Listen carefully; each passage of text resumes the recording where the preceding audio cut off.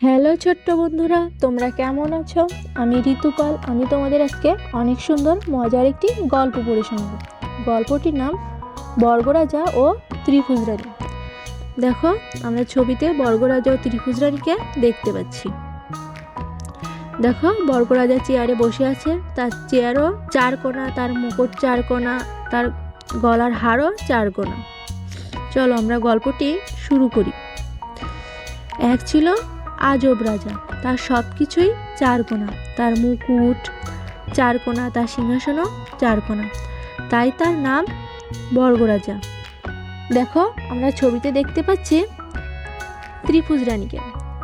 তার সব কিছুই তিন কোনা, তার মুকুট, তার চেয়ার, তার গলার অলংকার। বর্গরাজার ছিল এক রানী।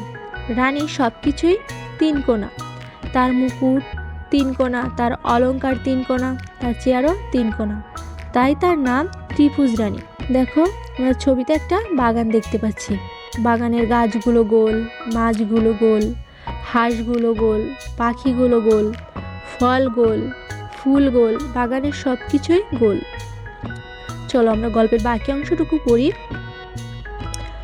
বর্গরাজা ও ত্রিভুজ রানী ছিল একটা গোল বাগান। বাগানের সব কিছুই গোল, পুকুর গোল, গাছ গোল, মাছ গোল, ফল গোল, পাখিও গোল। দেখো, ছবিতে দেখতে পাচ্ছি বাঘ মামাকে। বাঘ মামা বর্গরাজা ও ত্রিভুজ রানীর জন্য খাবার রান্না করছেন। বর্গরাজা ও ত্রিভুজ রানীর খাবার রান্না করত বাঘ মামা। বাঘ মামা ছিল ভীষণ বিপদে, কারণ বর্গরাজা খেত শুধু চার কোনা খাবার আর ত্রিভুজ রানী খেত তিন কোনা খাবার। দেখো, ছবিতে আমরা দেখতে পাচ্ছি বর্গরাজা ও ত্রিভুজ রানী বসে আছে খাবার খাওয়ার জন্য। বর্গরাজার খাবারগুলো চার কোনা আর ত্রিভুজ রানীর খাবারগুলো তিন কোনা। রাজা ও রানী বাঘ মামার রান্না খেয়ে খুশি ছিল না। তারা অন্যরকম খাবার খেতে চাইতো, তবে তা হতে হবে চার কোনা আর তিন কোনা। দেখো, আমরা ছবিতে দেখতে পাচ্ছি বাঘ মামা রাজা আর রানীর ভয়ে চলে যাচ্ছে। আমরা গল্পের বাকি অংশটুকু পড়ি। বিপদ বুঝে বাঘ মামা জঙ্গলে পালিয়ে গেল।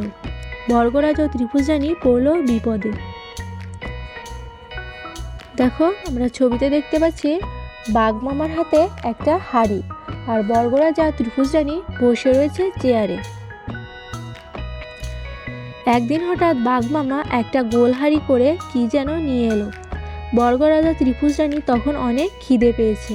দেখো, আমরা ছবিতে দেখতে পাচ্ছি বাঘ মামাকে বর্গরাজা ত্রিভুজ রানী চোখ বুজে হাঁড়ির থেকে খাবারগুলো খাচ্ছে।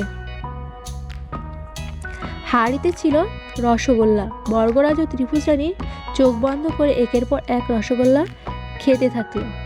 দেখো, আমরা ছবিতে দেখতে পাচ্ছি বর্গরাজা ও ত্রিভুজ রানীকে, আর পাশে বাঘ মামাও রয়েছে, আর টেবিলের উপরে গোল গোল ফলও রয়েছে।